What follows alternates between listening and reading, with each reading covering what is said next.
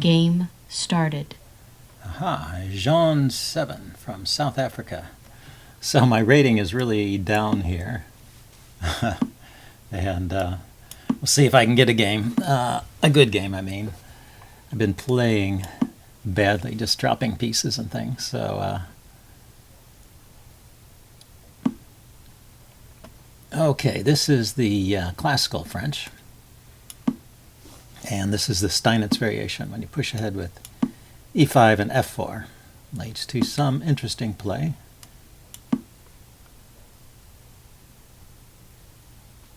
And knight there is the main line, so I'm going to go down the main line here.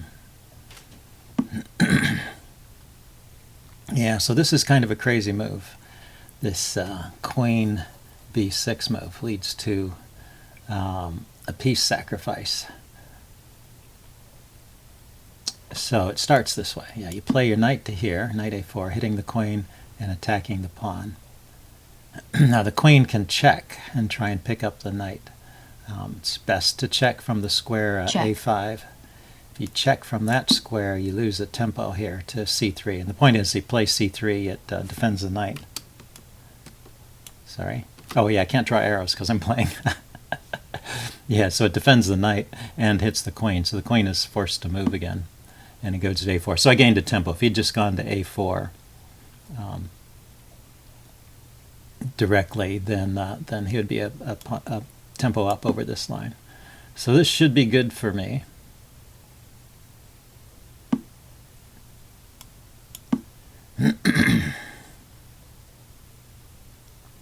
Doesn't win a pawn though, yeah. But well, my pieces are out. He could have just taken that. Here, let's continue developing.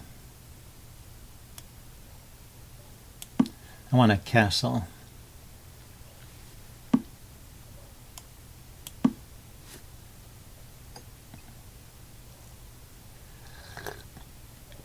And he can still take this pawn, so I guess he's not worried about it. I think, well, if he hasn't taken it yet, I've castled. Why don't I just try and hold on to the pawn here with the move b4?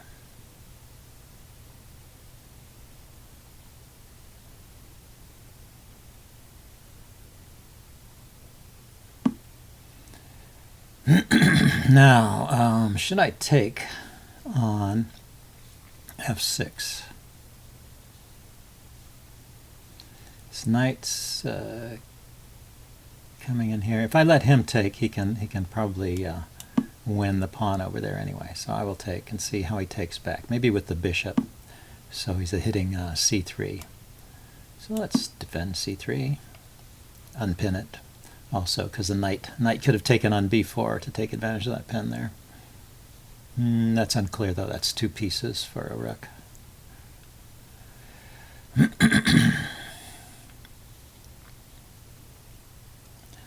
Anyway, I was going to say, when I do a seek, I look for, I limit it to people whose ratings are plus or minus 250 points from my points. So this may be the first time I played someone under 1,000 because my rating is dropped below 1250. You know, I would prefer for it to be higher. Okay, what have I got?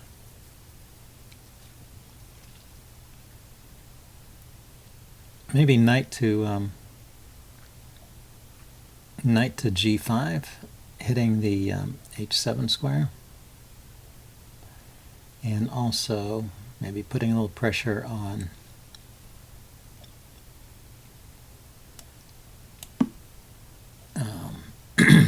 e6 there. If he takes, it opens up the f file here.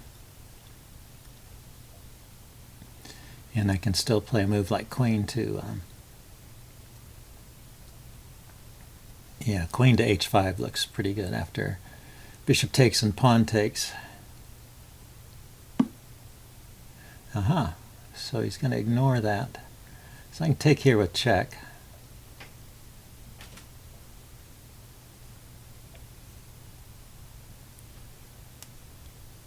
Check. See where the king goes.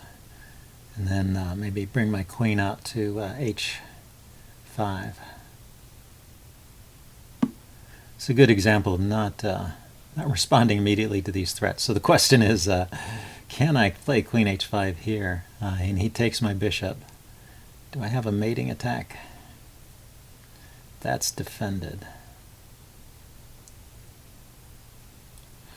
Yeah, I guess I don't see it mating because the king, you know, even if the queen, say I play bishop g6 and queen gets down to h8, the king can escape to the square. Is that true? Actually, the king can't really escape there because queen, if I can get my queen to f7, that's mate. When his king goes there. But it's, okay, it takes a few moves to get there. So let's play it safe. I'm going to lose a pawn over here, but I picked up a pawn over here, so I should come out of this materially okay. Okay, so he's going to take back with the bishop and get a check there, or take back with the rook. Check. Yeah, so now the bishop gets a tempo move because of the rook against my queen. So probably bishop to b2 is best there, right? Bishop b2 hitting my rook, huh? Yeah, that's the way to play it. So I'm going to be down the exchange, but this is looking okay to me. Where should the queen go? That's the question. Maybe queen g4, threatening to take here with check. Are there other places the queen could go? Queen to here, check. Now I need to get off this file. Queen here.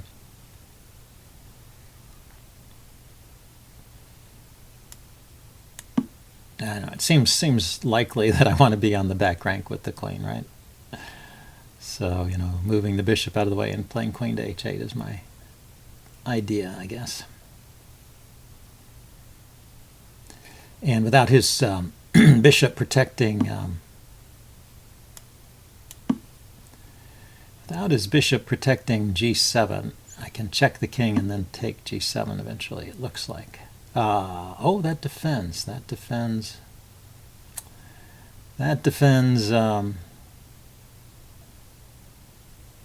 the square f7. It hits my rook. And so I need to do something about that.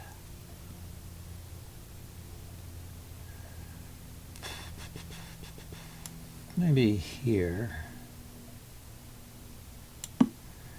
I can, if worst comes to worst, play the rook back to the knight back to f3 to protect the rook.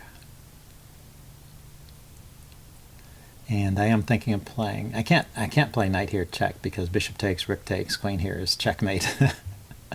kind of mistake I've been making lately. Okay, so what I want to do is get my bishop out of here with tempo, hopefully.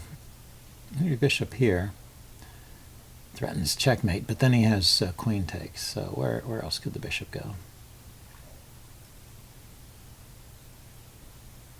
Yeah, maybe it's just bishop here. Bishop g6, as originally planned. And now queen to h8 to g7 is a serious threat, I think. Check. Yeah, should be mating or winning materially. Because he only has king to e7, and then queen takes g7. Check. And this pawn here, notice, is guarding his escape square. That's what I was noticing earlier. So this is a checkmating formation. He's got to interpose something which I can take.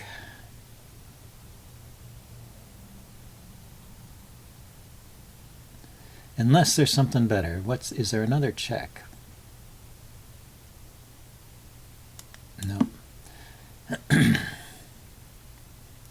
Didn't see it anyway. Maybe there was some clever thing with rook takes here, but it's scary leaving the back rank unguarded in this circumstance.